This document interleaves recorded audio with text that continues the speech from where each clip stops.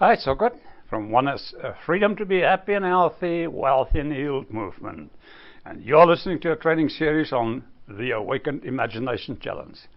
And welcome to today's exciting session, session 13. Today we're going to talk about bargaining and how it can backfire. But before we start, repeat after me. I'm curious to see how my natural state of love and abundance will reveal itself for me to experience starting right now. Okay, let's dive in. In this stage of death and dying to the old self and awakening to the new, we get to notice how bargaining backfires. Because what bargaining has to do with, I remember when I had my near-death experience, I remember bargaining. Oh my God, please, if I live, I'll do what I can to serve humanity. Guess what? I am. But bargaining is an act of desperation. Think about that. Looking back, I realized that no matter what, I was going to live. That was basically in the cards. Now, when you bargain, when it comes to manifesting, it sort of goes like this. This is more like a traditional prayer. If you give me $1 million, I'll take care of all my friends and I'll save the whales. I need it, because my family needs it. Do you get the desperation there? It has to be this way, because without me having $1 million, without me having what I want to manifest, all these people are going to suffer. So what you're doing is, you're making you very important. You're making you the other people's savior. Now, when you're manifesting, it really does help to notice the impact it's going to have on other people's lives. When I use my imagination by design and I do my feel real sessions, I don't get any desperation. Okay, I say it real because it needs to happen. I don't get any of that. And that's what bargaining is. Bargaining is this whole thing. If you give me $1 million, I'll become generous. If you give me a second chance, I will X, Y, Z.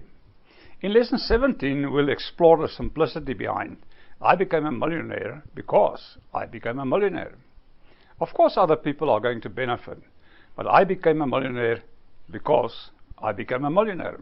Or I became an amazing author, a black belt, a loving husband, because I became an amazing author, etc. It's so much simpler. It relieves so much pressure. In lesson 33, we'll explore pressure versus flow. You can have pressure or you can have flow. You can have both. And one of the key aims of this course is to change not only the way you think, but to change your actual neurology. Because you've been addicted to pressure. Our whole society is addicted to pressure. And if we're going to have access to the flow, we need to manifest mastery. What we need to do is transcend all of that, to let that stuff go. So notice if you've been bargaining, because bargaining blocks, bargaining backfires. It's not up to you to be the savior of the world.